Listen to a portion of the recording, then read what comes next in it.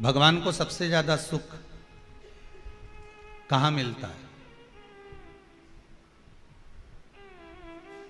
मंदिर में भगवान को विराजमान कर दो तो क्या भगवान को सुख मिलेगा?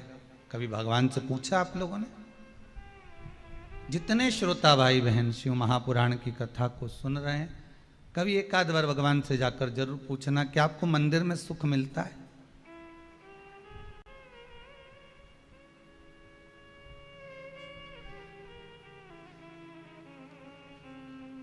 कॉलोनी में मकान बना लो और घर के बुजुर्गों से पूछ लो तुम्हें कॉलोनी में आनंद मिलता है? घर के बूढ़े व्यक्ति से पूछना कि एकांत में कॉलोनी, बिल्कुल इंदौर के एकदम आखिरी में, भोपाल के एकदम आखिरी में, सीहोर के एकदम आखिरी में, और वहाँ कॉलोनी में तुम्हारा मकान बन गया, तुम्हारा भवन बन गया और बंगला बनाया तुमने, जोरदार बनाया ने, क्या जोरदार रूम है, कमरा ममरा सब बनाया, 4 6 8 कमरा ने, हॉल ने, रसोई घर ने, छज्जा ने, सब जोरदार, गार्डन वार्डन।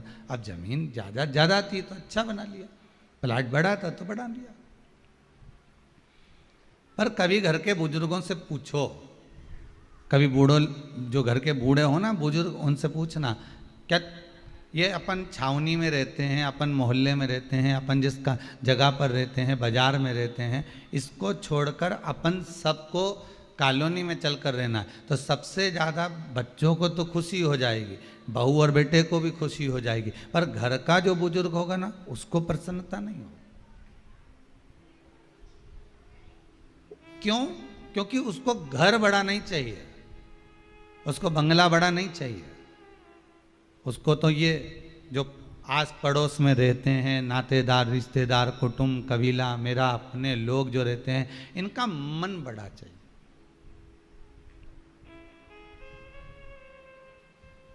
इनको बड़े बंगले से कोई मतलब नहीं है, इनको बड़े भवन से या बड़े बंगले से इनको कोई मतलब नहीं है, इनको कोई महत्व नहीं। इनको अगर महत्व है तो केवल जो घर के आसपास में जो लोग रह रहे हैं, घर के नज़दीक में जो निवास कर रहे हैं, बस उनसे मतलब। इनकी प्रथमता, इनका आनंद बस वहीं कि 4 लोग आ जाएं, बातचीत हो जाए और मैं आराम से सबसे मिल लूँ, हॉस्पिटल भी पास में हो और मालूम पड़े कहीं कोई दवाई केंद्र हो, कोई भोजन केंद्र हो तो सब नज़दीक में होगा तो मैं दौड़ दौड़ के चली जाऊंगी, अकेली भी रह लूँगी, फिर कोई दिक्कत नहीं।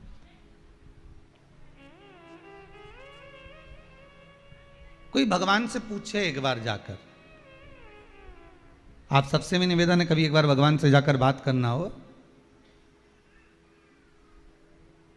कि भगवान से पूछना, भगवान आपको मंदिर ज्यादा पसंद है कि मनुष्य का मन ज्यादा पसंद है? भगवान क्या जवाब देंगे? बोलो, जम के बोलो जरा, जितने आस्था पर कथा सुन रहे हो, भगवान क्या जवाब देंगे? भगवान से पूछा जाए कि तुम्हें मंदिर ज्यादा प्रिय है कि मनुष्य का मन, हृदय ज्यादा प्रिय है? पसंद क्या है तुम्हें रहने के लिए? तो भगवान कहेंगे अगर मुझसे पूछते हो तो मुझे तो मनुष्य का मन पसंद आता है कि जिसके भीतर मैं बैठ जाऊं। तो भगवान से पूछा कि तुम्हें मनुष्य का मन क्यों पसंद आता है? तो भोलेनाथ जी बोले, मंदिर में मनुष्य की चलती है और मन में मेरी चलती है, मन में मेरी चलती है।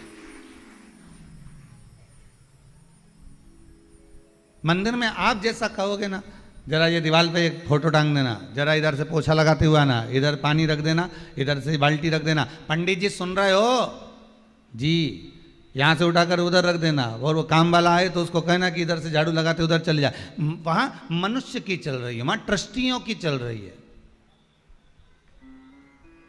वहां दूसरे की चल रही है। भगवान कहते हैं मुझे मंदिर नहीं, मुझे मन चाहिए, मन मेरी पसंद का होना चाहिए, क्योंकि उस मन में मनुष्य की नहीं चलती है, मन में कभी मनुष्य की नहीं चलती, मनुष्य की मन में चल ही नहीं सकती, मन में तो उसकी चलती है, जैसा वो चलाएगा। भोजन कराना है तो उसकी मर्जी, नी कराना है तो उसकी मर्जी, कथा सुनाना है ये उसकी मर्जी। मान लो तुम कथा के सामने टीवी खोल के बैठ भी गए, तुमने रिमोट उठा भी लिया, तुम टीवी में बैठ भी गए और तुम्हारा मन नहीं लगा तो, क्योंकि भगवान की मर्जी, और लगा दिया कहीं नाटक में लगे तो मान पड़े मोबाइल में देख लिया, तो ये मन परमात्मा चला रहा है। मंदिर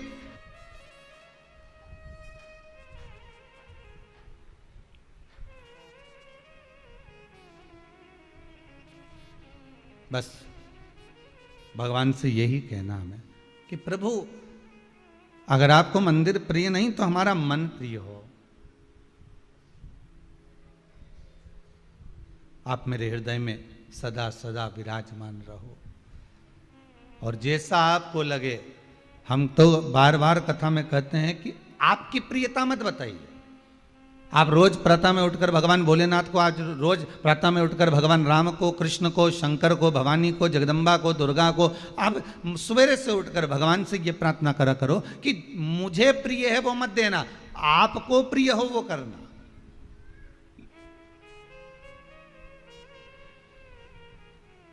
क्योंकि हम बच्चे हैं।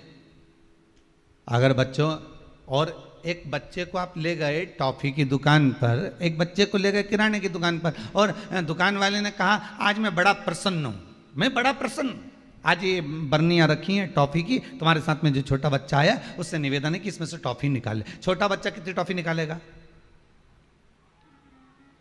छोटा बच्चा कितनी टॉफी निकालेगा? जितनी उसके छोटे छोटे से हाथ में जितनी आएगी उतनी उठा लेगा। और अगर बड़ा कहीं का व्यक्ति होता तो वो इतनी सी टॉफी उठाता? कोई कह दे कि किराना की दुकान में से, ये दुकान में से आप सामान उठा लीजिए, तो वो सबसे पहले तो टॉफी तो उठाता ही नहीं।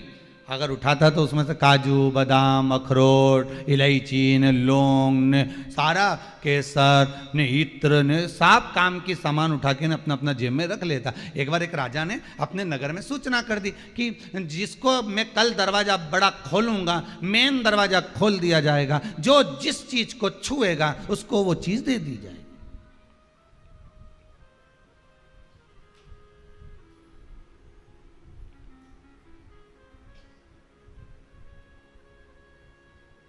कल मैं बड़ा दरवाजा खोलूंगा, जिसको जो अच्छा लगे उसको छू लेना, स्पर्श कर देना, उसको वो मिल जाएगा।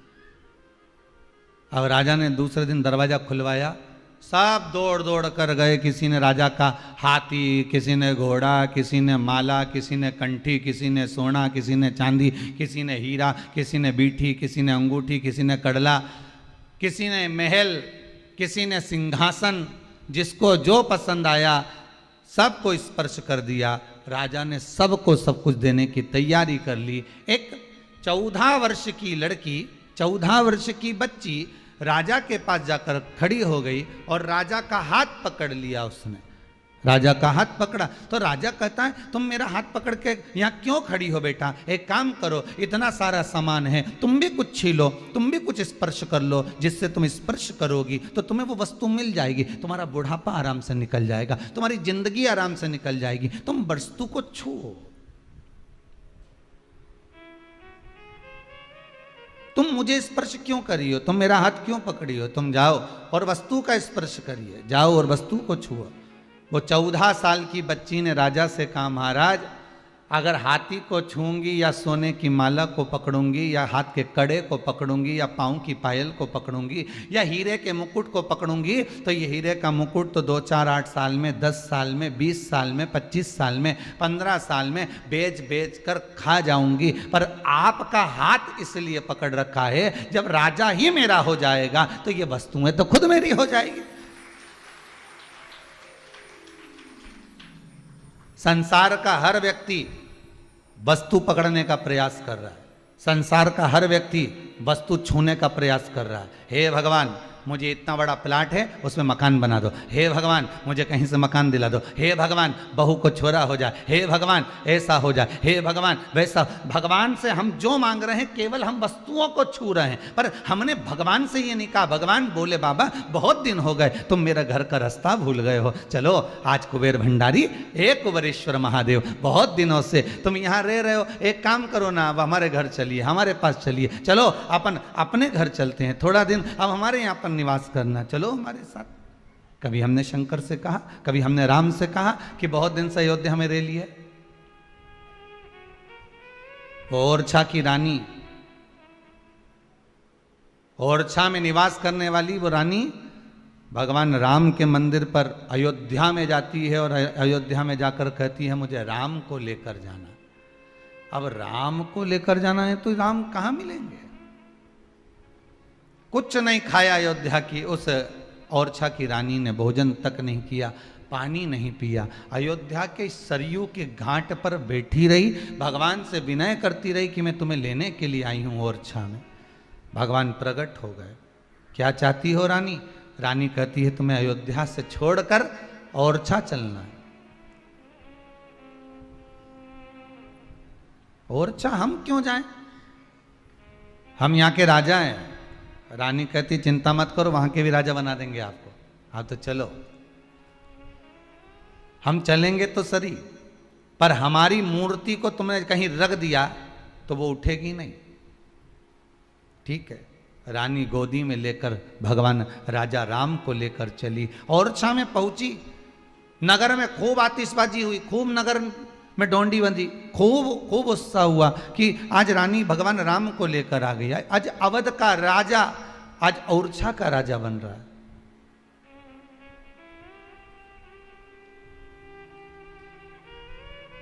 आज अयोध्या के नरेश आज ओरछा के नरेश बन रहे हैं। और रानी लेकर आई, राजा से कहा मेरे को बहुत जल का प्यास लगी है, आप इस राघव जी को गोदी में ले लो। राजा ने गोदी में लेने की जगह उनको सामने एक खिड़की थी, उस खिड़की में विराजमान कर दिया और उसमें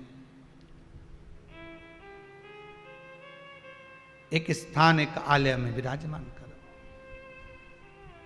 भगवान रह गए।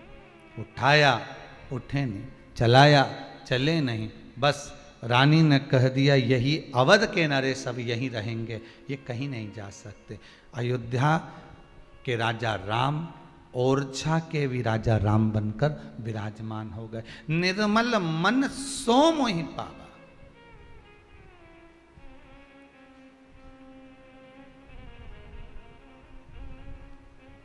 शिव अकेले नहीं आते हैं। आपके मन में अगर भगवान बैठा है तो अकेला नहीं बैठा है। आप कभी भगवान से जाकर निवेदन तो करो एक आध बार, आप कभी भगवान से जाकर प्रार्थना तो करो कि बहुत दिन हो गए उज्जैनी रहते रहते, बहुत दिन हो गए काशी रहते रहते, बहुत दिन। चलो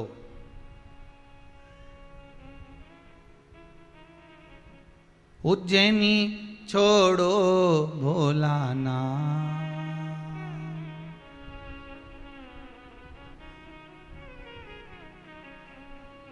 उज्जैनी छोड़ो भोलानाथ, मने थारी याद सतावे है। ओ काशी का भोलानाथ, मने थारी याद सतावे है। ओ काशी के भोलेनाथ, भाव से गाइए। थारी याद सतावे। ओ काशी के भोलेनाथ, मने थारी याद सतावे है। ओ काशी के भोलेनाथ, मने थारी याद सतावे। हिच क्या ना रोके भोलेनाथ, हिच क्या ना रोके भोलेनाथ, हिच क्या ना रोके भोलेनाथ, हिच क्या ना रोके भोलेनाथ, मने थारी याद सतावे है। ओ काशी के भोलेनाथ, मने थारी याद, भाव से।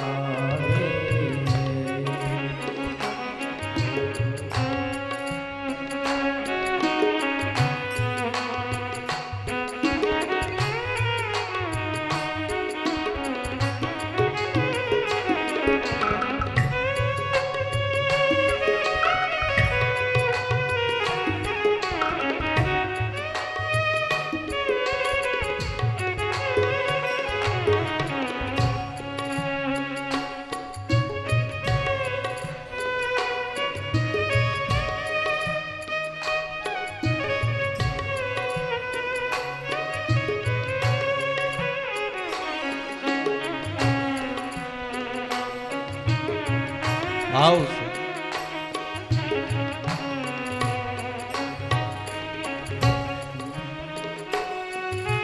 बाकी सी लटक गई नैनों में अटक गई, कब तुम दर्श दिखाओगा। बाकी सी लटक गई नैनों में अटक गई, कब तुम दर्श दिखाओगा। बाकी सी लटक गई नैनों में अटक गई, कब तुम दर्श दिखाओगा।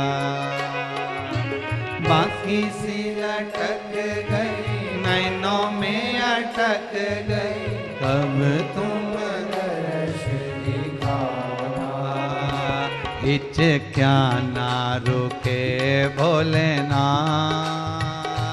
हिच क्या ना रुके भोलेनाथ, मने थारी याद सतावे है। हो काशी के भोलेनाथ, मने थारी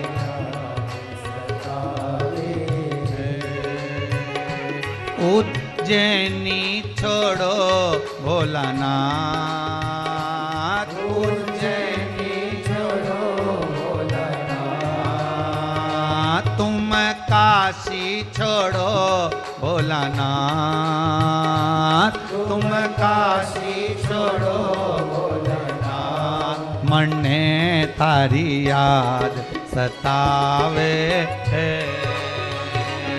ओ काशी के भोलेनाथ, मने तारी याद सतावे। ओ काशी के भोलेनाथ, मने थारी याद सतावे है। ओ काशी के भोलेनाथ, मने तारी याद सतावे। हो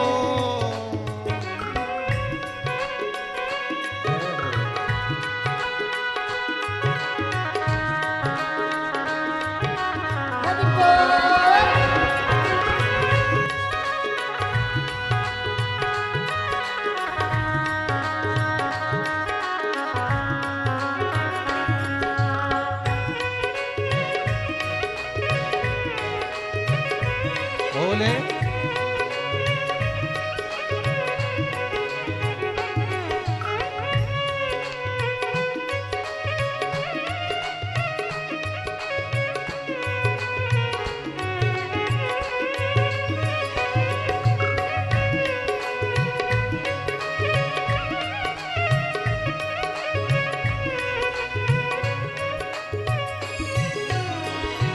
तुम तोड़े आओ भोलेनाथ,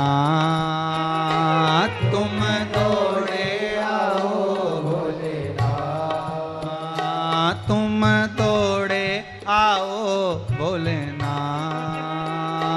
तुम तोड़े आओ भोलेनाथ, मने थारी याद सतावे।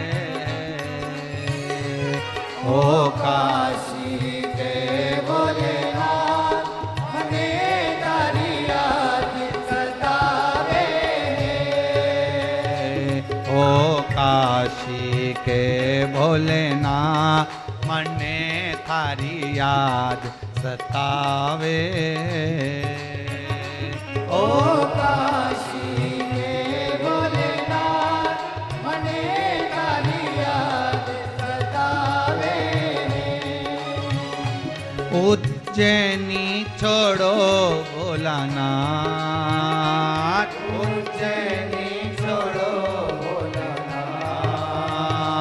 तुम काशी छोड़ो भोलानाथ, तुम काशी छोड़ो भोलानाथ। मने थारी याद सतावे। ओ काशी के भोलेनाथ, मने तारी याद सतावे। ओ का काशी के भोलेनाथ, मन हरि याद सतावे है। ओ काशी के भोलेनाथ, मने तारी याद सतावे। भगवान से प्रार्थना कभी कर लिया करो दिल से कि बाबा अब बहुत दिन हो गए तुम आए नहीं, मंदिर से भी आप हमारे घर पर चलोगे तो ज़्यादा सुख मिलेगा। इस हृदय में, इस मन में, इस चित्तवृत्ति में, इस आत्मा में परमात्मा बैठेगा, तब जाकर थोड़ा सुख का अनुभव होगा, थोड़ा सुख का आनंद होगा। आत्मा परमात्मा इसलिए कही जाती है कि आत्मा के भीतर परमात्मा बैठ जाए, और जब परमात्मा हमारे भीतर बैठ जाएगा तो फिर कहीं जाने की जरूरत ही नहीं पड़ेगी। इस मन को ही मंदिर बना लो जिसमें भगवान जाकर विराजमान हो जाए। स्वयं बनाइए इसको।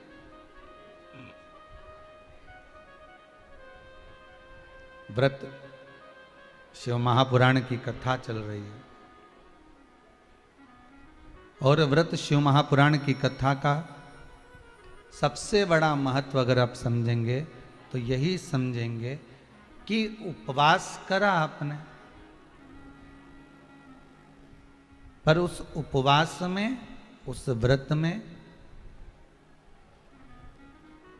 आप शरीर को कष्ट दे रहे हो।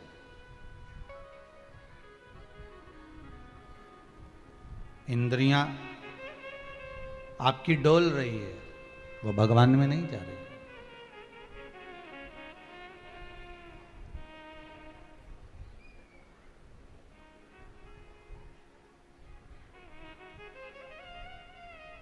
कल कोई माता जी कह रही थी कि गुरुदेव, हमने गुरु जी से मंत्र लिया था। अब समझना, ये कथा और ये कथा एक ही, उसको समझ कर जरा दें। हमने गुरु जी से मंत्र लिया था, हमने कहा ठीक है।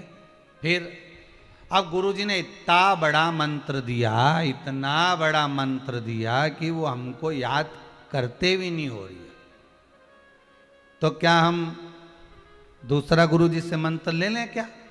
हमने कहा ऐसा तो कहीं लिखा नहीं है कि भाई गुरु तुम 2-4 बना लो। हाँ, दत्तात्रेय भगवान के 24 गुरु का वर्णन है।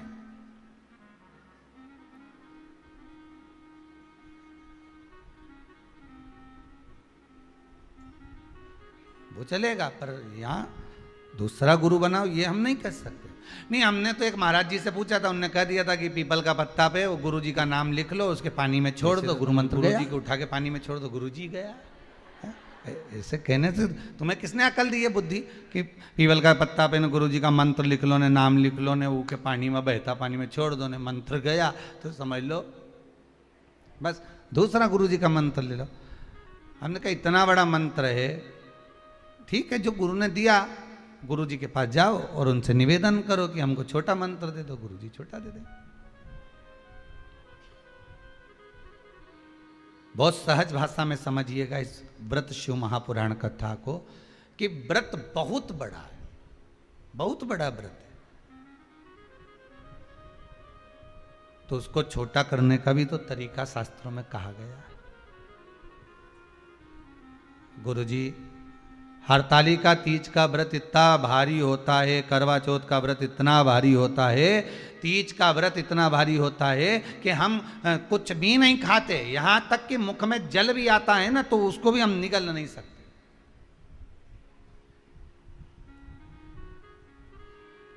अब इतना भारी व्रत, और शास्त्र कहता है कि हरतालिका तीज का उद्यापन तो पहले होता ही नहीं, एकादशी का तो हो जाता है।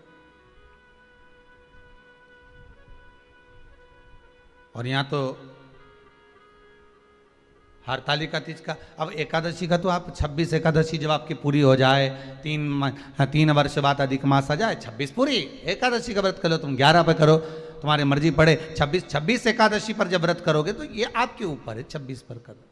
पर हरतालिका तीज का जो व्रत है, इसका उद्यापन तो ना तो पहले होए, और इसका उद्यापन ना 13 वर्ष के पहले होए, इसका उद्यापन तो जब तक कन्या हो, चाहे स्त्री हो, चाहे नारी हो, चाहे पुरुष हो, हरतालिका तीज का अगर उसको उद्यापन करना है तो 13 वर्ष तक तो आपको व्रत करना ही पड़ेगा, उसके बाद ही इसका उद्यापन होता है।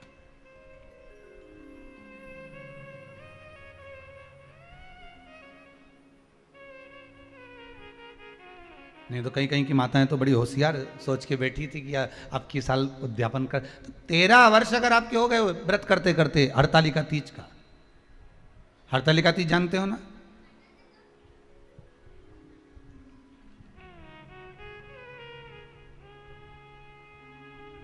तेरह वर्ष अगर आपके हो गए भगवान की भक्ति को धारण करते करते,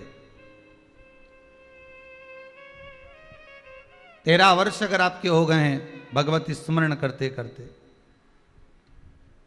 उसके बाद में आप बड़े प्रेम से, बड़े आनंद से आप व्रत का उद्यापन करो, कोई मना नहीं। पर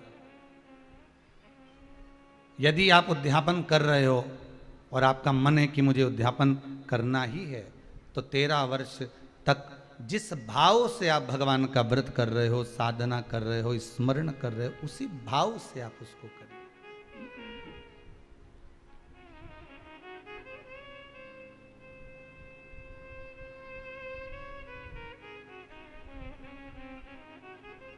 गणेश चतुर्थी के एक दिन पहले आ जाती है, सहज भाषा में समझ लो तीज को, हस्त नक्षत्र तृतीया। उसमें सबसे ज़्यादा जरूरी है हरतालिका तीज का पूजन अगर आप कर रहे हो, और हरतालिका तीज का अगर आप स्मरण कर रहे हो, तो उसमें सबसे ज़्यादा अगर कोई जरूरी है तो शंकर भगवान जहाँ विराजमान होते हैं उनके ऊपर उनकी 5 कन्याओं का होना जरूरी है। मतलब ऊपर फुलेरा बंधना जरूरी। फुलेरा का मतलब जानते हो?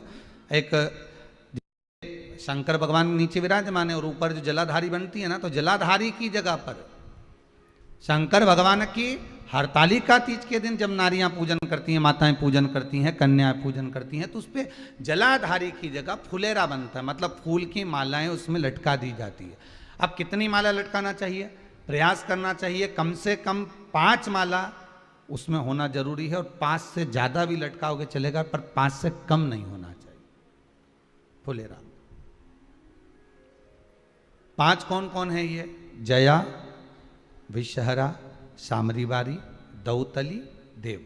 शंकर भगवान की 5 बेटी है। इससे अधिक अगर आप लटका रहे हो तो शंकर भगवान की और भी बेटियों का व्याख्यान है। मनसा है, अशोक सुंदरी है, ये शंकर भगवान की पुत्रियां। नर्मदा जी का स्मरण आ जाता है, नर्मदा है। तो ऐसा बेटियों का तो आप ज्यादा लटकाओगे चले जाएगा, पर कम नहीं। जैसे हरतालिका तीज का जो उद्यापन होता है, उद्यापन में सबसे मुख्य चीज क्या होती है कि जो भी आप वस्तु दान दे रहे हैं, जो भी आप वस्तु समर्पित कर रहे हैं, हरतालिका तीज के उद्यापन में जो भी सामग्री आप दे रहे हैं वो 5 होना चाहिए।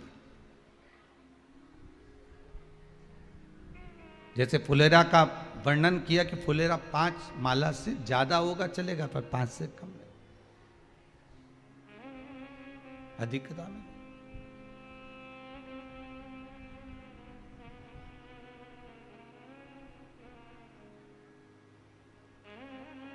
सबसे पहली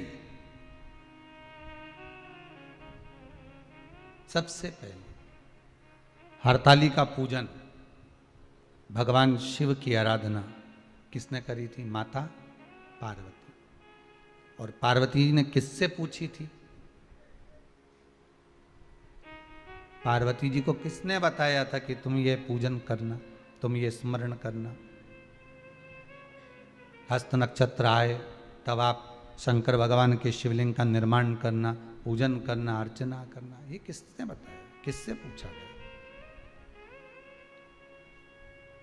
कौन बताएगा? तो कहा जब माता पार्वती का उमा रूप में दर्शन हुआ, जब माता पार्वती उमा बनकर प्रकट हुई, तब भगवान महेश के पास में बैठकर पार्वती जी ने एक प्रश्न किया था।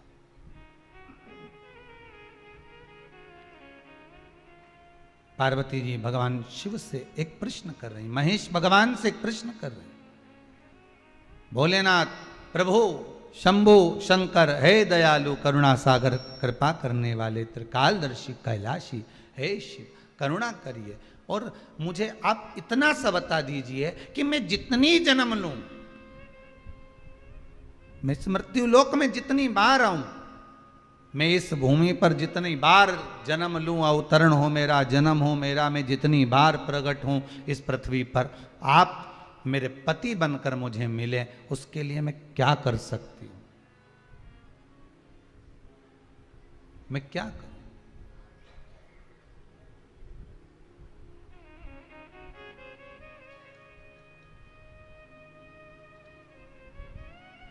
मैं कैसे आपको प्राप्त कर सकती हूं? अब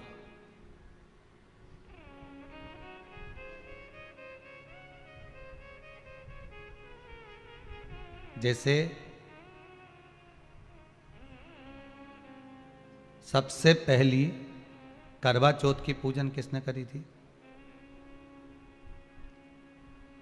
बोलते जाओ जरा जल्दी। कोई आपसे प्रश्न कर लेगा कि आप हर साल करवा चौथ का पूजन करती हो, चलनी में मुंडा भी देखो है, चलनी में मुख भी देखती हो, दिया भी लगाती हो, करवा भी करते हो, तो सबसे पहली करवा चौथ की पूजन करी किसने थी?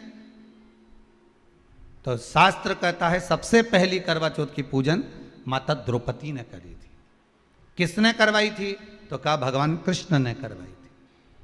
क्यों करवाई थी? तो कहा अर्जुन द्रौपदी को छोड़कर नीलगिरी पर्वत पर तप करने चले गए थे।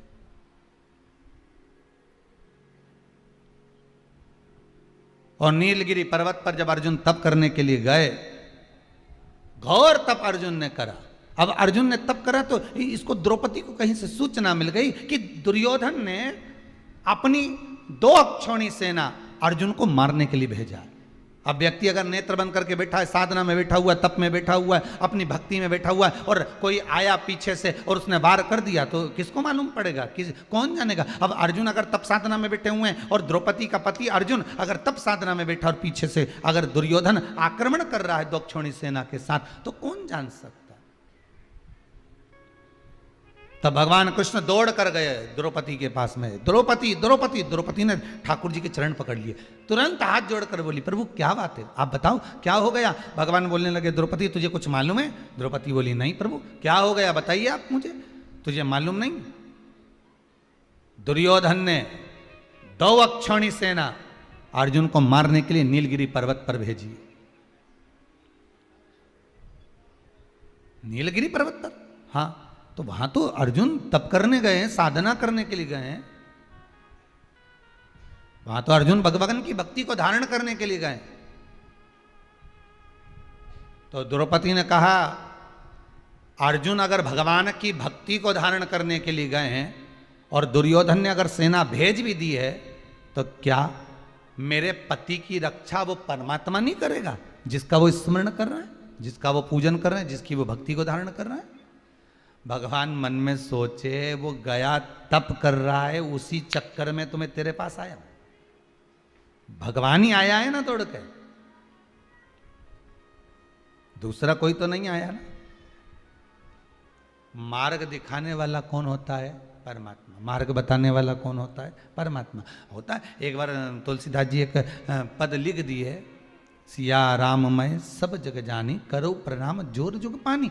जब तुलसीदास जी ने पद लिखा कि हर एक में राम समाया है, चप्पे चप्पे में डाली पशु पक्षी सब में भगवान राम समाये हैं, तो तुलसीदास जी लिखकर जा रहे थे, इतने में एक बच्चा दौड़ कर आया और आकर कहा अरे काका उधर मत जाना, तुम लाल कलर की धोती पहने हो, उधर जाओगे सामने से एक बैल आ रहा है, एक बहुत बड़ा नंदी आ रहा है, वो तुम्हें पछाड़ देगा, मार देगा।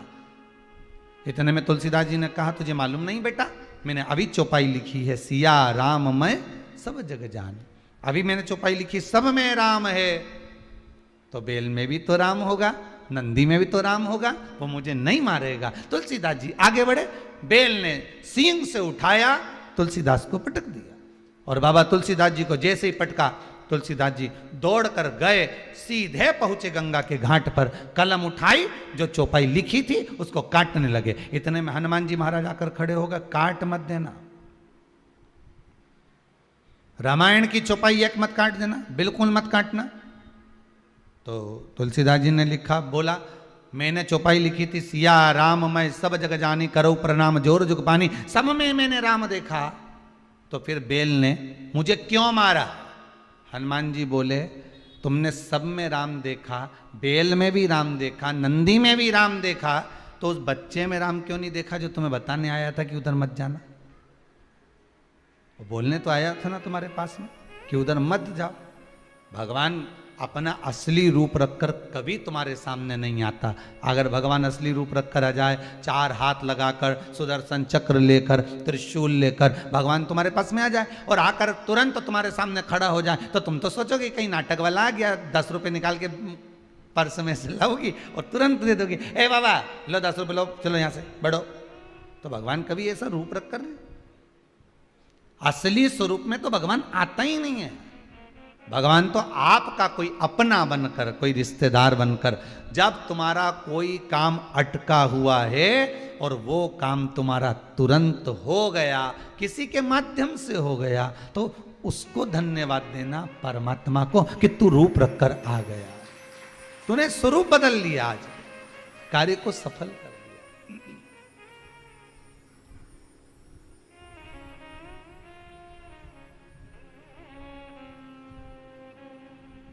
उसको धन्यवाद दे सकते हो आप।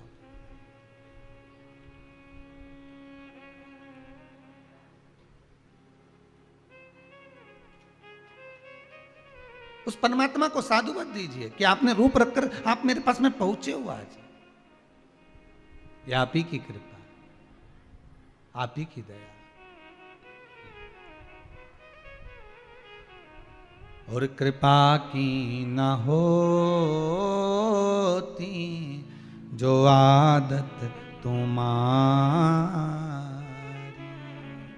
तो सोनी ही रहती अदालत तुम्हारी।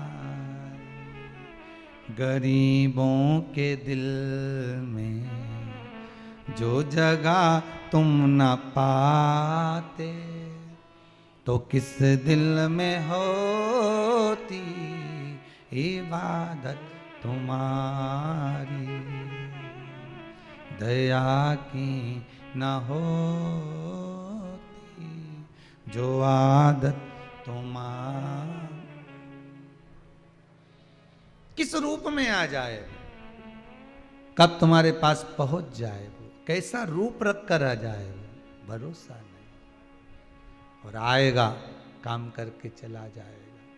आपको लगेगा मेरे चाचा जी के लड़के ने करा, मेरे मौसा जी के लड़के ने करा, मेरे काका जी थे वो तो फोन उठा लिया उनने और जरा सी देर में ब्लड की व्यवस्था कर दी।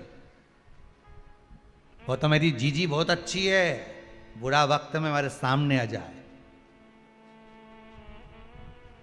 वो तो हमारा काका का छोरा ऐसा एक फोन लगाऊं ने तुरंत आ जाए। हो वो काका का छोरा नहीं आ रही है, वो जीजी नहीं आ रही, न बुआ आए, न जीजी आए, न काका आए, न नाना आए, न पापा आए, न बुआ आए। ये तो वो इशारा करता है, पुतले की तरह उठाकर तुम्हारी को नचाता है और तुम्हारे पास भेज देता है। और उसका ऐसे तो तुम फोन लगाओ तो उठाए नहीं, पर एक जरा सा कुछ हुआ और तुमने फोन लगाया ना, डॉक्टर उठा ले तो तुम्हें लगे कि लगे, नहीं तो डॉक्टर सबके लाइन लगी रहे, उनके पास तो काम कितना। और एक फोन करा मैंने और जरा से मैं उठा लिया, उन्होंने बता दिया और मेरा बेटा ठीक हो गया। मतलब वो है, मतलब वो है। एक किसी माता ने लिखा है,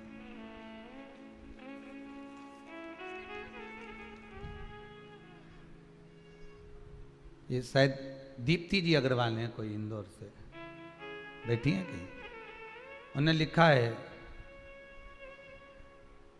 मेरे पेट में गठान थी जी, डॉक्टर ने बोल दिया था गठान आपके पेट में है, इसका ऑपरेशन करना। पेट में गठान थी, डॉक्टर ने ऑपरेशन का बोला था। मैं जनवरी में आई थी यहाँ, और बाबा की कृपा ऐसी रही भोलेनाथ जी की कि बाबा का बताया हुआ एक उपाय शिव महापुराण का जो भी पूजन आपने बताया वो करा, उससे मेरा ऑपरेशन टल गया और गठान भी छोटी हो गई। बाबा की कृपा, बाबा करुणा करे, बैठिए, बाबा कृपा करे, दया करे, उसकी करुणा करे, इससे बढ़कर दुनिया में कोई सुख नहीं है। वो किस रूप में आता है, किस पल, किस घड़ी, किस क्षण पहुंच जाता।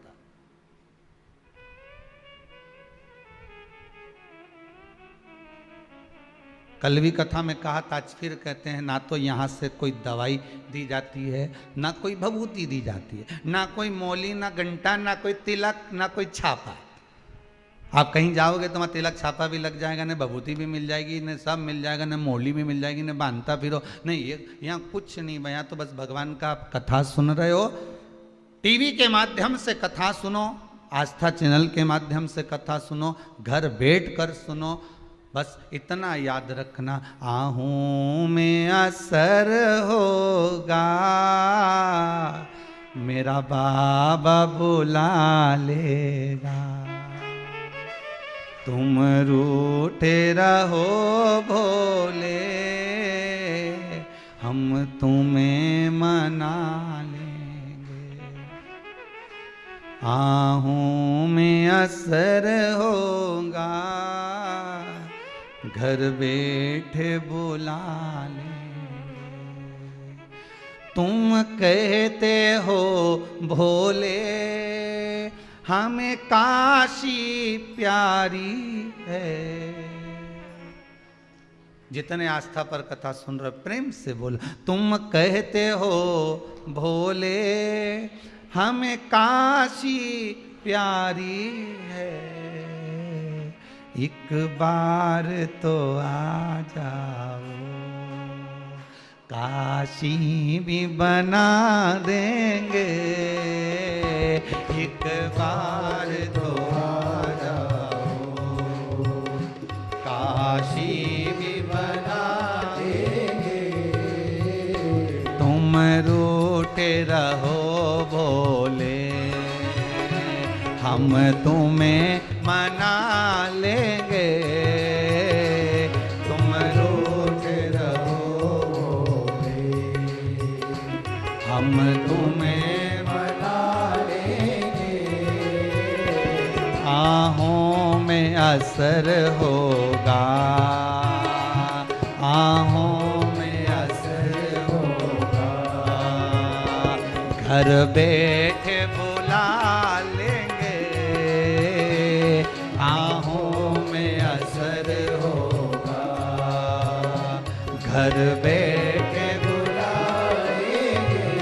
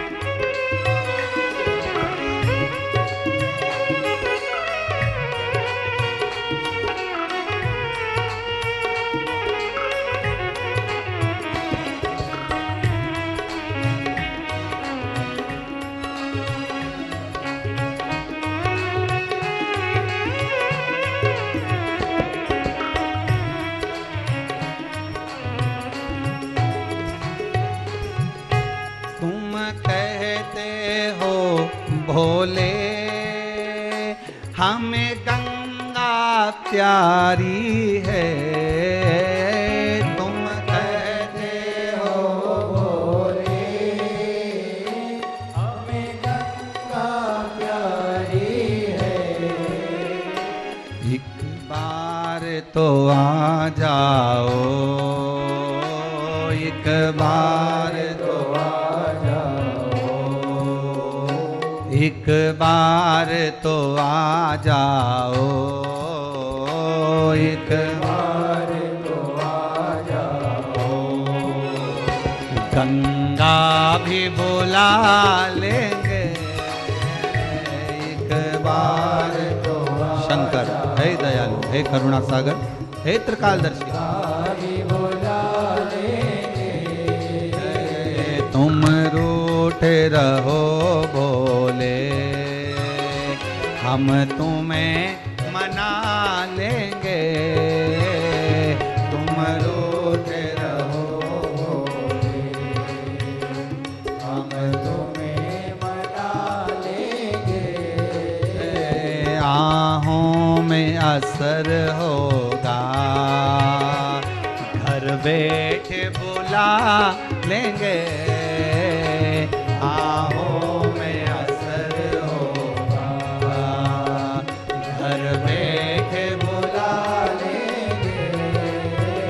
तुम रूठे रहो भोले, तुम रूठे रहो भोले। अगर भाव शुद्ध है, निर्मल आपकी भक्ति है, और भाव अगर आपका शुद्ध है, निर्मल भक्ति है आपकी, तो भगवान आ जाएगा। आपको ना तो कोई डोरा बांधना पड़ेगा, ना आपको कोई भभूति खाना है, ना आपको कहीं जाना है। आप तो दिल से उसको पुकार लो, वो तुम्हारे पास दौड़ कर आ जाएगा, पर रूप बदल कर आए। तुम्हारा काका जी बन के, ने नाना जी बन के, ने बुआ जी ने फूफा जी बन के, ने चाचा जी ने पापा जी, सब बन के आएगा। रूप रख कर आएगा। तुम्हें लगेगा कि ये हमारा काका जी ने बहुत बड़ा काका जी है। तुम्हें लगेगा हमारा मामा जी ने मामा जी फोन नहीं उठाया, उठवाया उसने।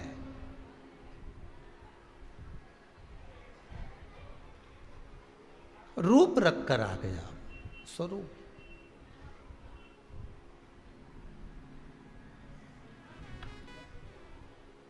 द्रौपदी को अगर व्रत करवा रहे हैं तो कौन करवा रहे हैं? भगवान कृष्ण। द्रौपदी कर रही है, मेरा पति तप करने गया है, साधना करने गया है, और अगर मेरे पति अगर तप साधना करने गए हैं तो उसकी रक्षा भी तो भगवान को ही करना चाहिए। मान लो अगर तप साधना करने गए हैं तो रक्षा भी तो मेरा भगवान ही करेगा।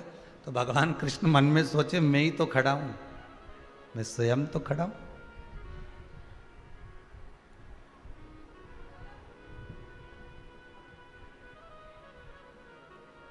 बस आप तो एक बार दिल से अगर भगवान को पुकार लेते हो ना, तो भगवान स्वयं आकर खड़ा हो जाता है। स्वयं दिल से अगर पुकारा, नमामीशमीशा निर्वाण रूपम ब्रह्म से पुकारा उस परमात्मा, दिल क्यों नहीं आएगा? शरीर में अगर रोग है, शरीर में अगर बीमारी है, बहुत कष्ट है, चाहे घुटने में हो, शरीर में हो, पीड़िली में हो, जहाँ जहाँ तकलीफ है, आप एक बार उस ओघड़दानी त्रिकालदर्शी शंभू को एक बार बुलाओ तो दिल से।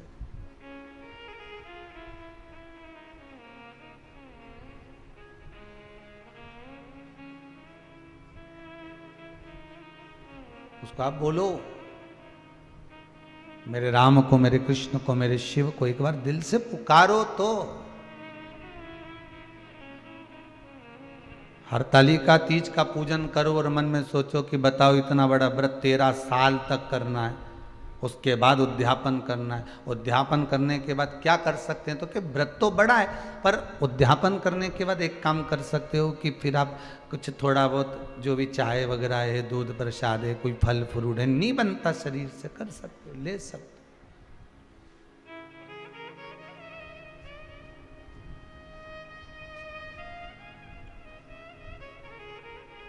तो सबसे पहले करवा चौथ का व्रत किसने करा था? माता द्रौपदी ने। किसने करवाया था?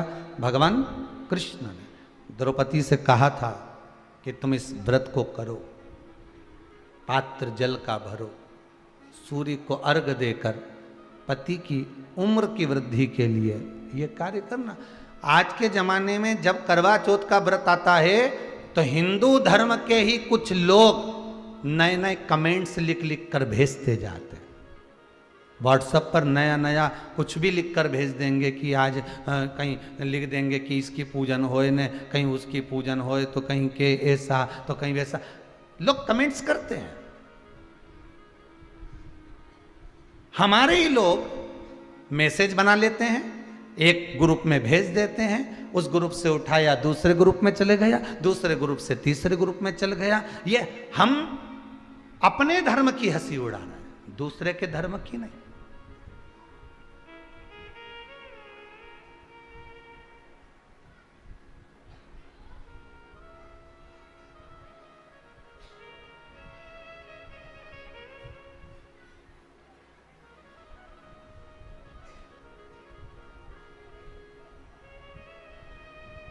आज एक देश ने दूसरे देश पर आक्रमण करा, आपने अखबार में पढ़ा होगा, टीवी में देखा होगा, और वहाँ वो तालिबान आदि विराजमान हो गया। पढ़ा कि नहीं पढ़ा, देखा कि नहीं देखा, सुना कि नहीं सुना, टीवी पे सुना ना।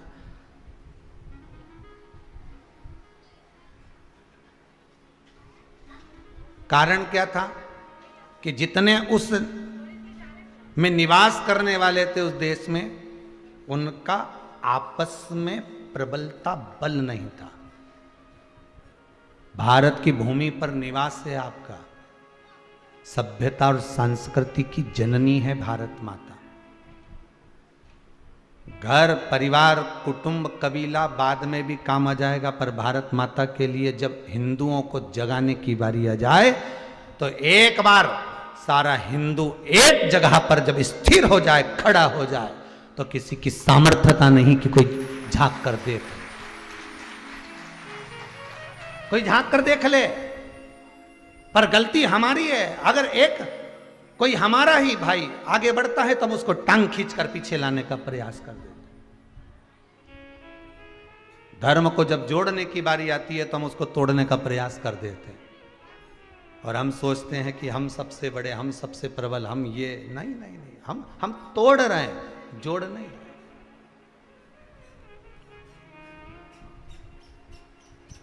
हमने उसको जोड़ने का प्रयास किया, जोड़ने का प्रयास।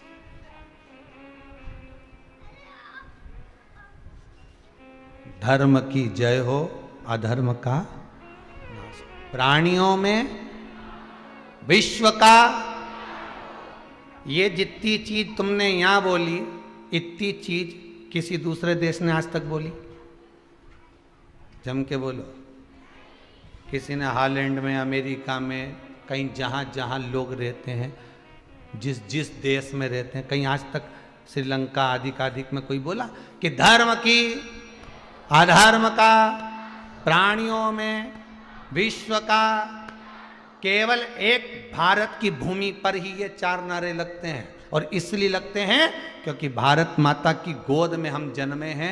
यहाँ हमको जो संस्कार दिया जाता है वो दुनिया को कल्याण के लिए दिया जाता है। यहाँ से जो निकलता है वो जन कल्याण के लिए निकलता है, जन कल्याण के लिए निकलता है। गंगा मैया इसी भूमि से निकली जन कल्याण के लिए। यमुना, सरयू, सरस्वती आदि आदि नदियां प्रकट हुई जन कल्याण के लिए, किसी एक का कल्याण नहीं, सर्व जगत हित के लिए, संपूर्ण विश्व के कल्याण। आपको कहीं जाना नहीं है। अगर आपको तकलीफ है, कष्ट है, रोग है, बीमारी है, आप जाओ डॉक्टर को दिखाओ, मना नहीं। उसने बोल दिया जांच करा लो, जांच करा लो, पर एक विश्वास, एक भरोसा उस देव अधिदेव महादेव पर भी करना, और उसके ऊपर एक बार छोड़ देना कि अब मैंने बीमारी तो बता दी है डॉक्टर ने, तकलीफ तो दे दी है डॉक्टर ने, बीमारी बता दी है डॉक्टर ने, अब निवेदन केवल इतना सा स्वीकार कर लीजिए। जब बीमारी डॉक्टर बता दिया है तो अब सबसे बड़ा डॉक्टर एक देव अधिदेव महादेव और विराजमान, एक शंभु और बैठा।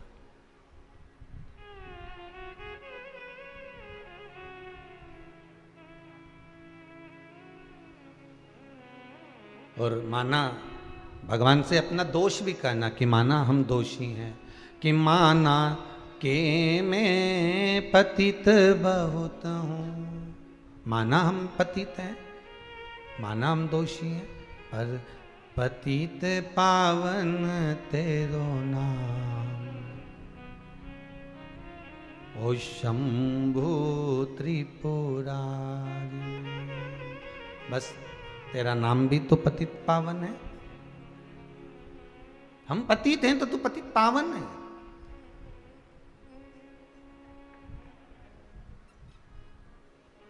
द्रौपदी ने भगवान कृष्ण से कहा, अगर मेरे लिए आप कह रहे हो, आप बोल रहे हो कि मेरा अर्जुन मेरा पति मत तब साधना करने के लिए गया है, आप कह रहे हो कि तब साधना के लिए गया हुआ है।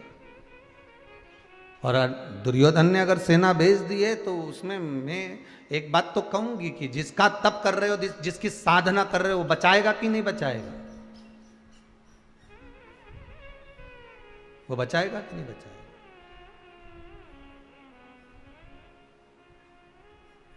महाराज भगवान कहते क्यों नहीं बचाएगा? शिव महापुराण की कथा में बड़ा सुंदर संवाद एक लिखा है।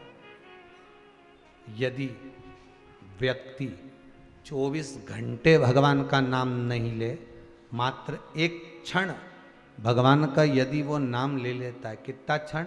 एक क्षण भगवान का नाम ले लेता है और प्रतिदिन एक क्षण ही नाम ले रहा होता है, तो भी भगवान की दृष्टि से वो दूर नहीं होता, भगवान के वो करीब हो जाता है, दूर नहीं है।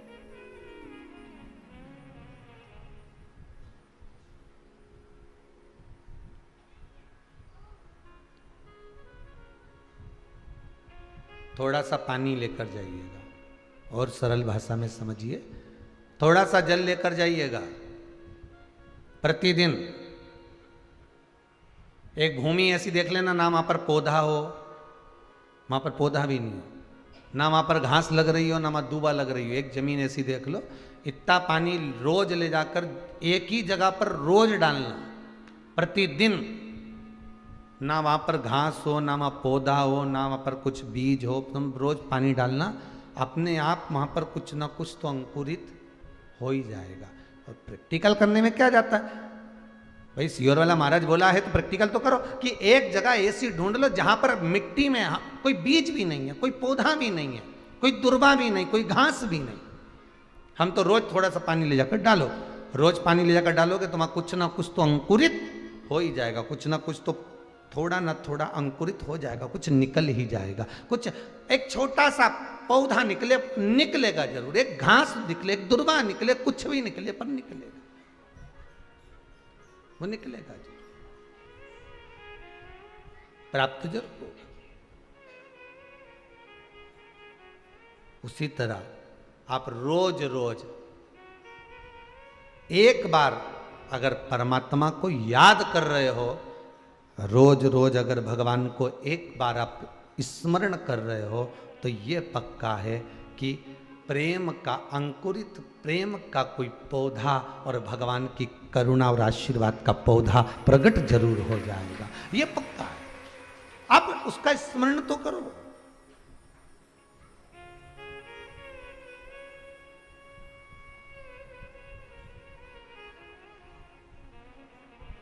आप उसका स्मरण ही नहीं कर रहे हो तो वो कहां से प्रकट होगा?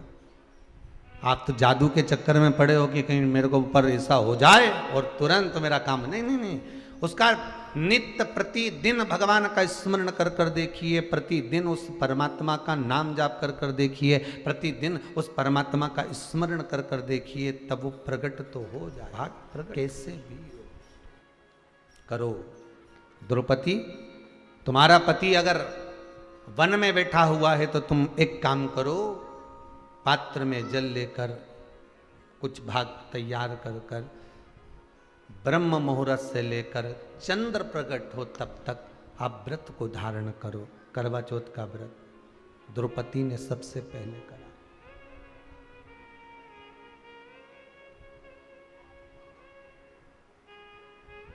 जिस कामना से सेना गई थी दुर्योधन की, कहते हैं द्रौपदी ने जब व्रत धारण कर लिया था और जो सेना कामना लेकर गई थी कि अर्जुन को मार देना है एकांत में, मालूम पड़े अर्जुन जहां तप कर रहे थे वहां किसी प्रकाश को देखा गया, इतना तेज प्रकाश था कि उस प्रकाश की गर्मी जो होती है, प्रकाश होता है तो गर्मी होती है, पर उस प्रकाश की ठंडक इतनी थी कि जितने अर्जुन को मारने के लिए गए थे वो सब की सब वापिस आ गए, पुनः वापिस। आपने अगर कोई व्रत करा है, हरतालिका तीज करा हो, सोमवार करा हो, मंगलवार करा हो, बुधवार करा हो, गुरुवार, शुक्रवार, शनिवार, चतुर्थी, पंचमी, छठ, कोई भी व्रत अगर आप कर रहे हो, वो व्रत का पुण्य छिन्न नहीं होगा। किसी ना किसी पल, किसी ना किसी घड़ी, किसी ना किसी क्षण वो तुम्हारे सामने आ जाएगा। कल एक हमारे एक परिचित में एक शर्मा आंटी आई थी, वो कह रही थी गुरुदेव ऐसा हो गया, मेरे यहाँ इतनी तकलीफ चल रही है, तो क्या मैं पूजन करना छोड़ दूं, क्या मैं उपास छोड़ दूं, क्या मैं व्रत छोड़ दूं? तो तकलीफ होगी तो क्या खाना छोड़ दोगे? अरे बोलो तो जम के जरा, नहीं ना। अगर पेट दुखता है आपका, सिर दुखता है आपका, शरीर में कष्ट होता है आपको, तो आप डॉक्टर के पास जाते हो, वो दवाई भी लिख देता है, उसके बाद भी आप पूछते हो कि नहीं पूछते कि मैं खाऊं क्या क्या?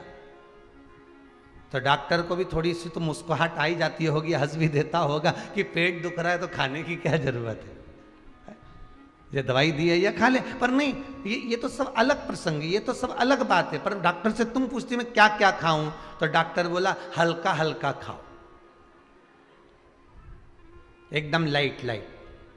तो इसने सोचा हल्का कैसे होगा, तो फिर इसने सोचा पानी तो ठीक है, पानी हल्का होता है, पर पानी से हल्का क्या हो सकता है? तो उसने सोचा इस पे तेल डाल के देखता हूँ। पानी पे तेल डाल के देखा तो तेल हल्का हो गया, मतलब पानी पे तेरे तो हल्का।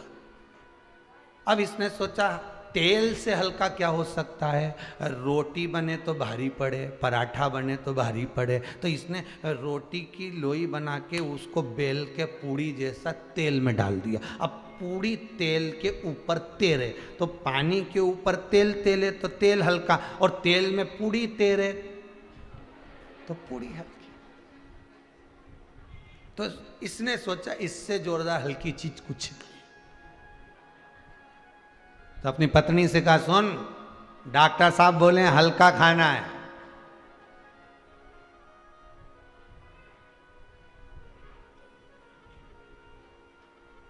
डॉक्टर साहब बोले हल्का खाना है, तो पत्नी बोली मैं तुम्हारे लिए थूली बना लूं। तो दलिया थूली, वो गेहूं पीसी हुई, तो थूली बना लूं। पति बोला मूर्खों जैसी बात करे कि थूली तो भारी होती है। तो क्या भारी कैसे होती है? कि बना के देख अच्छा। अब उसने थूली बनाई। अब पति ने कल ला जरा कटोरा में दूध लेकर आ, और कटोरे में दूध लाई, जो थूली डाली तो थूली नीचे बैठ गई। ये देख भारी है कि। अब मैं तुझे हल्की चीज बताता हूँ, चल। अब एक चम्मच तेल ला, हाओ, कटोरा में पानी ला, पानी के ऊपर डाला तेल, देख हल्का है कि नहीं तेल, हाओ। अब इसी तेल में अब तू पूड़ी तल, रोटी बनाकर उसको तल, तो क्या देख ऊपर तेल रही कि नहीं तेल रही पूड़ी, बस ये सबसे हल्का, ये मुझे खाना। पत्नी भी माथा पकड़ के बैठ गई, पक्का बेहरू है। अब हल्का, इससे हल्का कहां ढूंढोगे? नहीं नहीं, हम क्या खाएं? शरीर में कष्ट है, तो पूछ रहे हैं डॉक्टर से कि हम खाएंगे क्या? उसी तरह कई लोग कहते हैं अगर हमारे जीवन में कष्ट आ गया, रोग आ गया, बीमारी आ गई, तकलीफ आ गई, तो क्या हम भगवान का व्रत छोड़ दें, हम पूजन करना छोड़ दें? नहीं। अगर रोग उसने दिया है, कष्ट उसने दिया है, बीमारी उसने दी है, तो दवा भी वही देगा। तेरे मंदिर में आना मेरा काम है, मेरी बिगड़ी बनाना तेरा काम। ये आगे तेरी मर्जी।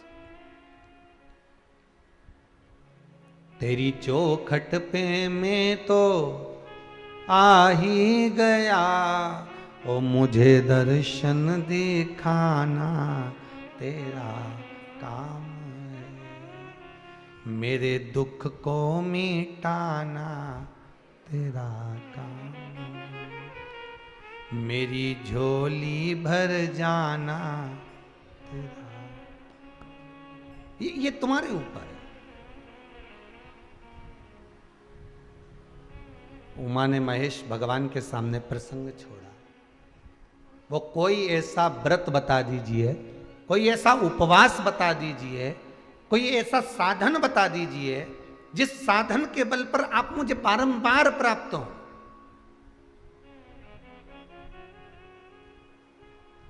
कौन सा व्रत करूं जिससे मुझे आप मिल जाएं बार बार, जितने जन्म लूं उतनी बार आप ही मिले, आप ही।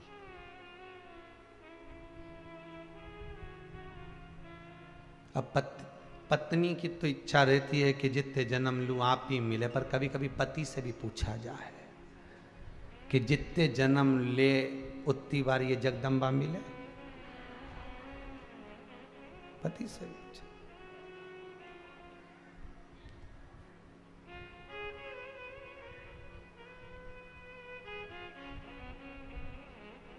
तो भगवान भी कह देगा मिलेगी तो यही, पर थोड़ी डिजाइन चेंज कर दूंगा।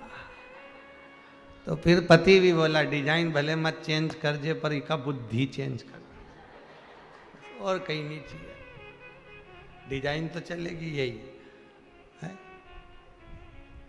पर साड़ी वही की वही चलेगी, पर थोड़ा सा पैटर्न चेंज कर दो, नीचे थोड़ी सी गोटा जड़ी लगा दो तो थोड़ी सी ठीक दिखे, बस ये है अच्छी, ठीक है, कई दिक्कत नहीं है, बहुत बढ़िया काम भी सब करे ने, पूरा परिवार के संभाल के चले ने, आगे आगे बढ़ के करे ने, कोई नहीं करे ने, 10-20 का खाना अकेली बना ले, ये अकेली खिला दे, दमदार है, बाजार भी अकेली चली जाए, सब कुछ अच्छा है, इसमें कोई कमी नहीं है, एक रत्ती की कमी नहीं इसमें, फिर क्या दिक्कत है, बस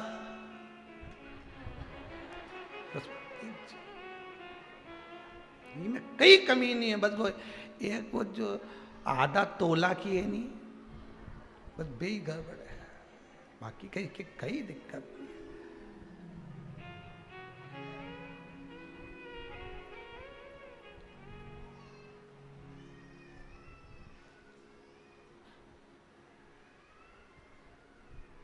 वो कहते हैं ना, यदि अपनी आंखें निगाहें, आज के जमाने में वाणी ऐसी बोली है जो जम के झगड़ा, और उससे मत बोलिए जो तुमसे तगड़ा, उससे ना बोलिए, प्रेम की वाणी बोलो।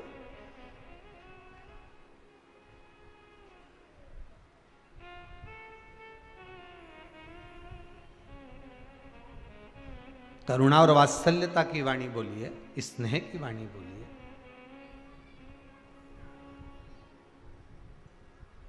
समझने वाला व्यक्ति कुछ भी समझे, पर आपकी वाणी की मिठास तब पूर्ण होना चाहिए। अब समझने वाला तो कुछ भी समझ जाता है। एक दो व्यक्ति जा रहे थे, बेचारे ठंड का समय था, बहुत तेज ठंड पड़ रही, अब ठंडी इतनी पड़ रही, और बेचारा पीछे वाला तो हवा में बच जाए, पर जो आगे बैठा था उसको तो बेचारे को ठंड लगे। अब वो पहना था कोट, अच्छा बढ़िया कोट, अब कोट तो पहना था पर उसकी बटन नहीं लग रही थी। अब इसने सोचा क्या करूं, सामने से हवा आ रही, करा क्या जाए। तो इसने बेचारे ने पीछे वाले का कहना माना और इसने कहा कि एक काम कर, कोट को उल्टा पहन ले। अब ये गाड़ी रोका, रोक के कोट को निकाला, निकाल के कोट उल्टा कर लिया। तुमने भी देखा होगा, कोई कोई पहन लेते। अब आगे से प्लेन हो गया, पीछे से बटन हो गई, कोट उल्टा। 8-10 किलोमीटर चले थे और पत्थर पे गाड़ी चढ़ गई, दोनों नीचे फिका गए। अब दोनों नीचे फिकाए तो कुछ गांव के लोग वहाँ के मोहल्ले के आ गए, आते से इन्हें उठाया, उठाते से ही इन्होंने बेचारा जो गाड़ी चला रहा था इसको देखा, देख के सब की सब घबरा गए। बेचारा बताओ, वो पीछे वाला तो ठीक है पर आगे वाले की तो मुंडी बेचारे की उल्टी हो गई।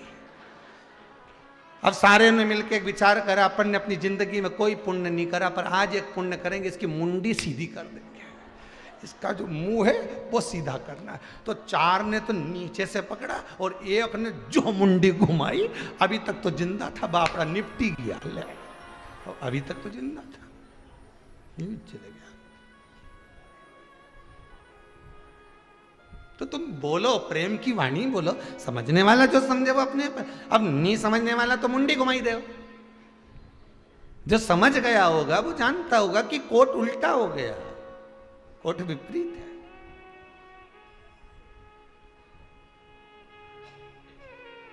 माता उमा ने पूछा भगवान महेश से, आप हर जन्म में मुझे मिलो, उसके लिए मैं क्या करूं, आप बताओ। भगवान शिव बोले, अये उमा सुन, हस्त नक्षत्र में जब तृतीया पड़े, तीज पड़े, भादो का महीना में, सुन, उस तीज पर जब तू मेरी आराधना रात्रि भर करे तो मैं तुझे हर बार प्राप्त होता जाऊं। अब दुनिया के लोगों कहते हैं कि पार्वती ने ही हरतालिका तीज का पूजन प्रारंभ करा था।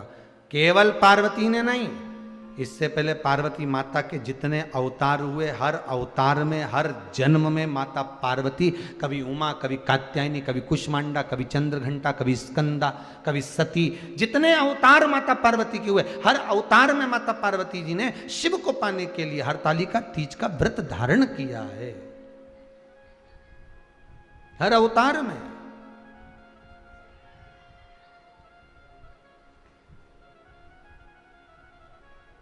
और सती बनकर जब प्रकट हुई, सती बनकर भी उन्होंने जब अवतरण का भाव प्रकट किया तब उन्होंने व्रत धारण किया। उसके बाद में माता पार्वती बनी गई और पार्वती बनकर देवऋषि नारद ने उनसे कह दिया, हिमालय राज की नगरी में देवऋषि नारद पहुंच गए, श्रीमन नारायण, श्रीमन नारायण, श्रीमन नारायण।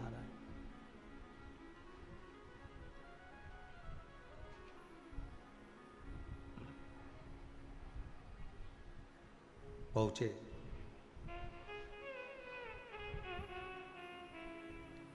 मांगो क्या चाहिए। हिमालय राज आज देवऋषि नारद से कहते हैं, आप पधारे, मुझे बहुत प्रसन्नता, आप पधारे, मुझे बड़ी प्रसन्नता है, पर मन की एक बात कहना चाहता हूं, मेरी बेटी का भाग्य बता दीजिए कि इसके भाग्य में क्या लिखा है। अब जगत जननी जगदम्बा माता पार्वती जी का भाग्य, और कोई पार्वती कोई साधारण है? मैनावती जिनकी माता हो, कौन मैनावती? पितरों की बेटी मैनावती जिनकी माता हो, पितरों की बेटी मैनावती जिसकी माता, और उन पितरों की ये बेटी की बेटी ये पार्वती, इसका भाग्य बताना कितना कठिन। अरे गरुण पुराण में लिखा हुआ है, अगर देवता देख लेते हैं जीव आत्मा को, गरुण पुराण में लिखा है, जीव आत्मा को देख लेते हैं कि इसके भाग्य में धन नहीं है, भगवान विष्णु ब्रह्मा जी से कहते हैं इसको अभी लक्ष्मी मत देना, अभी इसकी गोदी में बच्चा मत देना, अभी इसको संतान मत देना, अभी इसको मकान मत देना, अभी इसको ये मत देना। भगवान विष्णु स्वयं ब्रह्मदेव को कह रहे हैं इसको मत देना, ये कितनी भी गिड़गिड़ाए, रोए, चाहे माथा बड़ी के, मत दे इसको। ब्रह्मा जी नहीं देते, ब्रह्मदेव नहीं देते।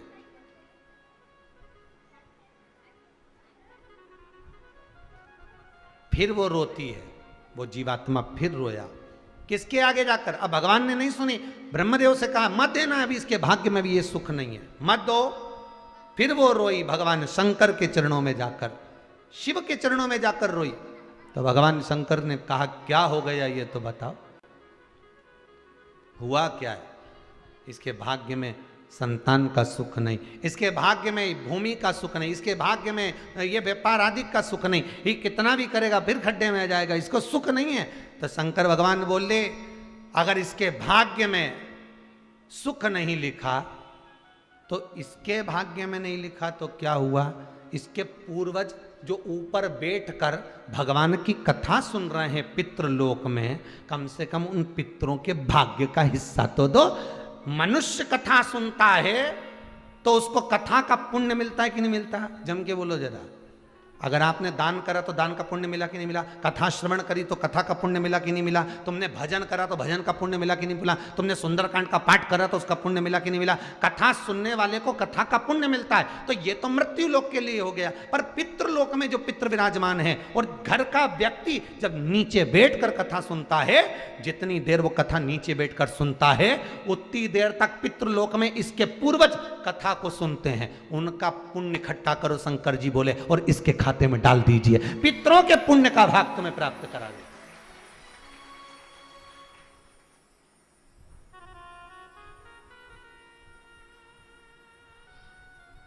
बहुत बड़ी बीमारी बता दी, बहुत बड़ी बीमारी, अब तो ऑपरेशन कराना पड़ेगा, अब तो ऐसा करना ही पड़ेगा, अब तो यूं करना ही पड़ेगा। ओ हो, इसका कोई दूसरा तरीका नहीं है क्या साहब? नहीं, तरीका हम तो देखेंगे, फिर तरीका निकाला। एक काम करो, थोड़े दिन तक फिर ये टेबलेट खा के देख लो, इसके बाद फिर अपन एक जांच और कर लेंगे, जांच करने के बाद फिर हम देखेंगे, अगर होगा। अगर तुम डायरेक्ट उसने कहा और तुम चले गए वो बात तो, पर तुमने कहा डॉक्टर साहब एक प्रार्थना और स्वीकार कर लीजिए कि थोड़ा सा कुछ और देख लीजिए, तो 8 दिन दवाई खा के देखो, फिर अपन जांच कराएं, कुछ होगा देखा जाएगा। उसी तरह जब हर तरह से हताश हो जाओ, दुखी हो जाओ, ना व्यापार, ना व्यवसाय, ना धन, ना दौलत, ना संपदा, ना शरीर, रोग, बीमारी, तुम हर तरह से दुखी हो जाओ, सब दूर भटक लिए, अंत में शिव की शरण में जाओ, शंकर जी से जाकर कहना, तो शंकर कुछ ना कुछ लाइन, गली, क्यारा, कहीं ना कहीं से तुम्हारी गाड़ी को निकाल कर बाहर कर ही देगा, ये पक्का है। भगवान उसे कहीं ना कहीं से निकाल कर कैसे भी करे तुम्हारी गाड़ी को धक्का तो लगवा ही देगा। और बाबा कहीं से भी कराए, पितृलोक से, देवलोक से, कहीं से भी कराएगा, पर दे देगा, उसकी कृपा है, देगा जरूर, खाली नहीं छोड़ता वो, देगा।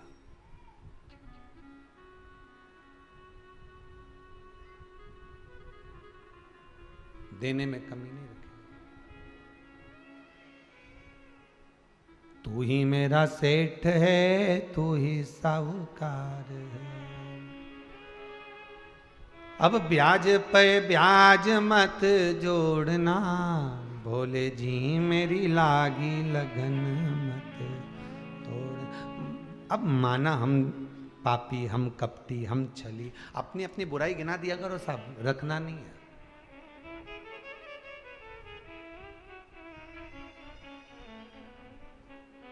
अपनी अपनी बुराई गिनाया करो, बिल्कुल आगे रहकर, भोले बाबा हम तो बहुत झूठ बोले हैं, भोले बाबा भूख लग रही थी ना, इसलिए सबसे पहले खा लिया, तुम्हारा मंदिर ही नहीं खुला था सुबह से, 8 बजे तो मंदिर खुला, तो हम तो सुबह 6:30 बजे उठे तो बिस्कुट तो खा ही लिया, क्योंकि बीपी ऊंचा नीचा हो जाए। भगवान से कहने में क्या जाए,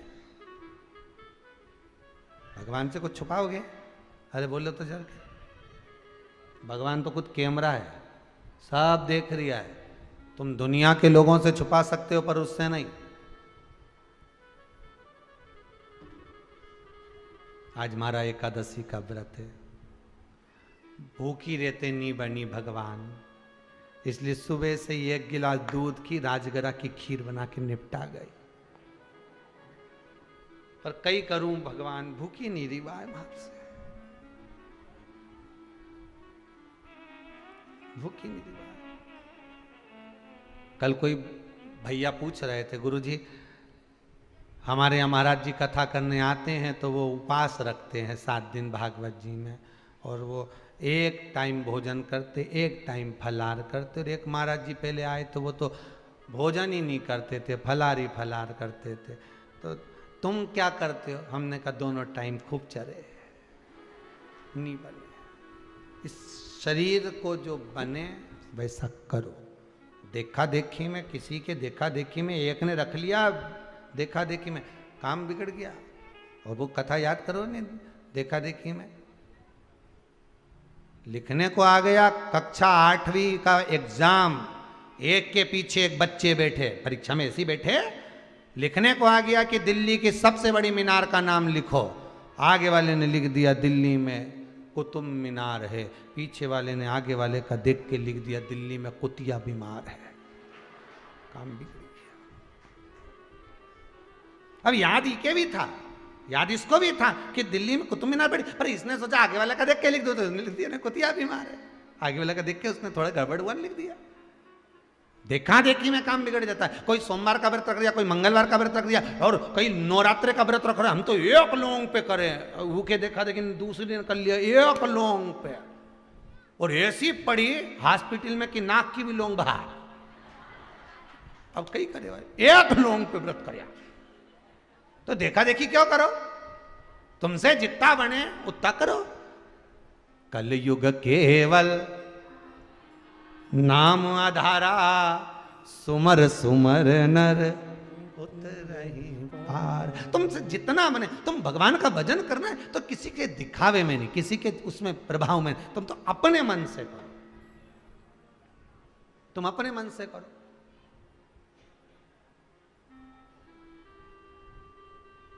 तुम अपनी चित्तवृत्ति से करो।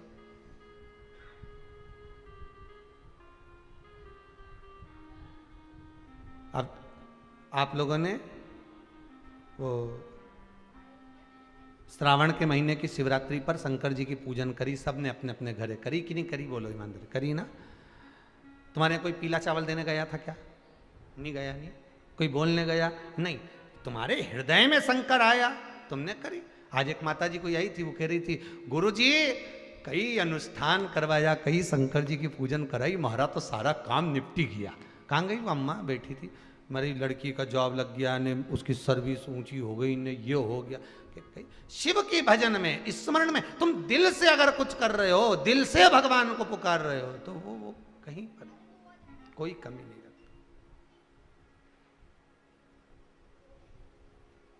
बस उसको मन में बिठाकर, चित्तवृत्ति में बिठाकर, देखा देखी में नहीं।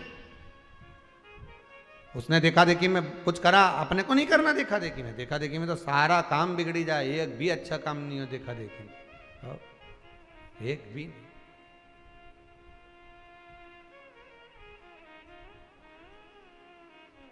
अच्छा करो, जितना अपने को आता है उतना करो, जितना अपने से सद जाए उतना व्रत करो, उतना भजन करो, ज्यादा नहीं।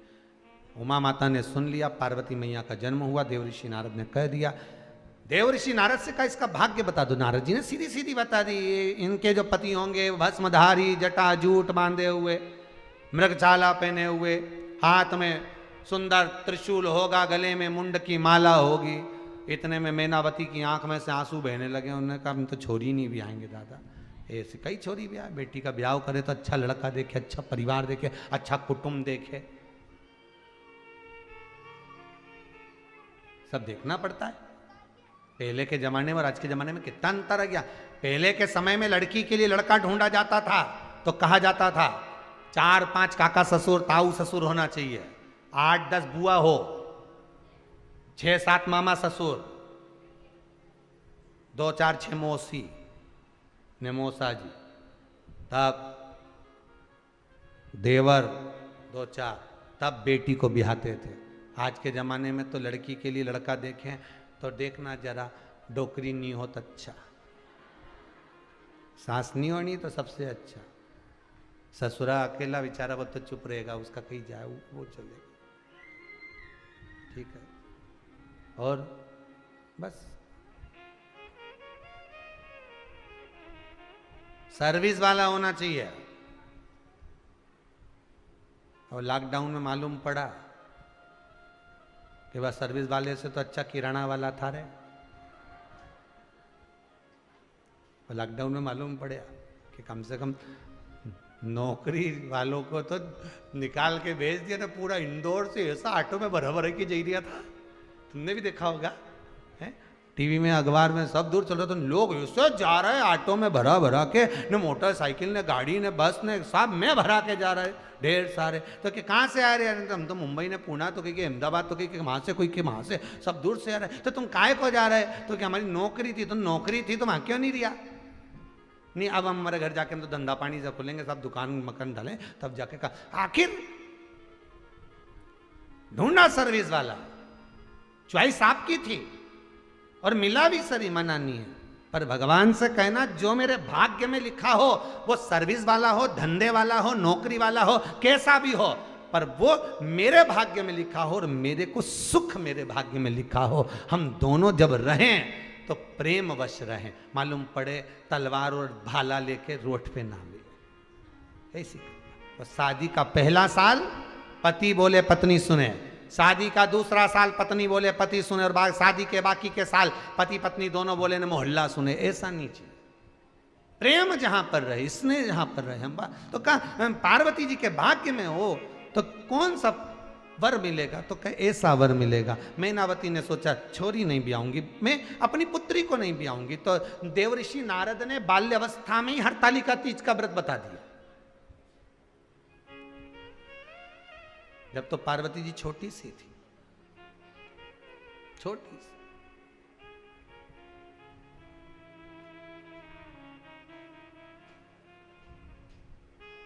और बता दिया अगर ये कन्या शंकर की आराधना करेगी तो इसको जो पति मिलेगा वो शिव मिलेगा।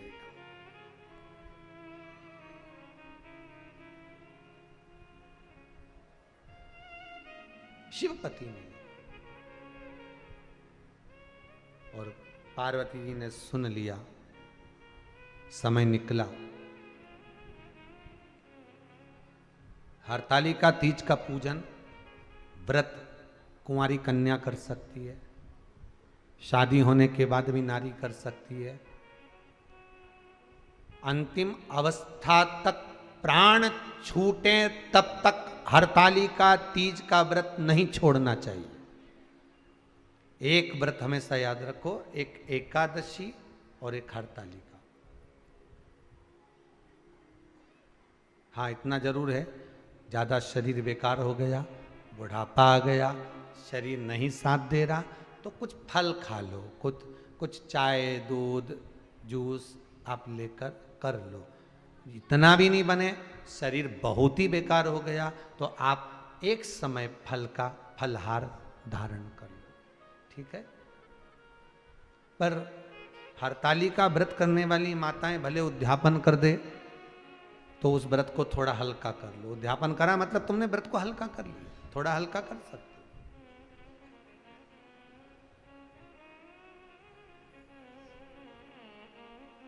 देवऋषि नारद ने जो बचपन में कहा था, बाल्यावस्था में जो देवऋषि नारद धारण करे थे, व्रत बताया था देवऋषि नारद ने कि शिव की आराधना करे कर लेगी तो जीवन का सुख पा जाएगी। शंकर की आराधना में वो सुख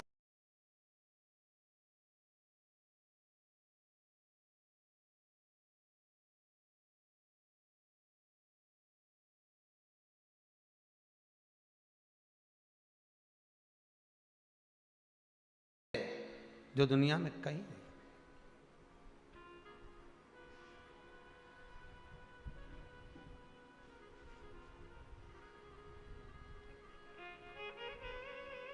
और मंदिर में तो आप जाते हैं तो केवल दर्शन करके आते हैं। बोलो सही है कि गलत है? केवल एक शंकर जी का मंदिर ऐसा होता है जहां पर आप लोटा भर के पानी चढ़ाकर अपनी आत्मा को तो शांति करते हो कि मैंने भगवान का स्नान करा दिया।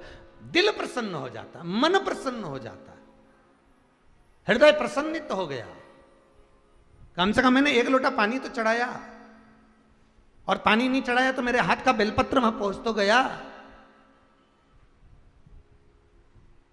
200-200 रुपए की माला खरीद कर ले जाओ के किसी मंदिर में मूर्ति को नहीं पहनाया जाएगा, भगवान को नहीं पहनाया जाएगा, पर आप 2 रुपए की बेलपत्र शिव मंदिर के बाहर बैठे हुए व्यक्ति से लेकर जाओगे, वो 2 रुपए की बेलपत्र भी शंकर को चढ़ जाएगी। 2 रुपए की तुमने खरीदी, दुर्वा खरीदी, बेलपत्र खरीदा, जो सामान तुमने खरीदा वो शंकर को समर्पित हो जाएगा।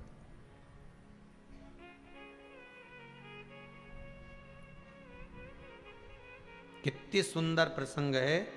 पपीता लेकर जाओगे, सेव फल लेकर जाओगे, केले लेकर जाओगे, तो वो भी शंकर जी के पास में जो थाली रखी रहेगी उसमें धर देंगे। पर शंकर जी को जो प्रिय है आंकड़े का फूल, धतूरा, बेर, ये क्या थाली में धरेगा? शंकर जी की भोलेनाथ जी। शंकर जी बोले मेरी चीज मेरे तक आ जाती है, जिनके काम की उनके पास पहुंच जाती है।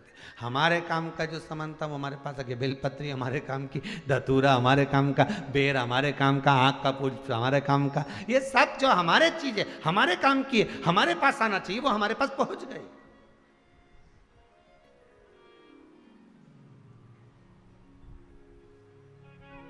हरतालिका तीज का जो व्रत का उद्यापन करते हैं उसमें 5 चीज रखते हैं ना, 5 कपड़े स्त्री के, 5 कपड़े पुरुष के, 5 तरह का अनाज, 5 तरह का फलहार, 5 तरह का फल।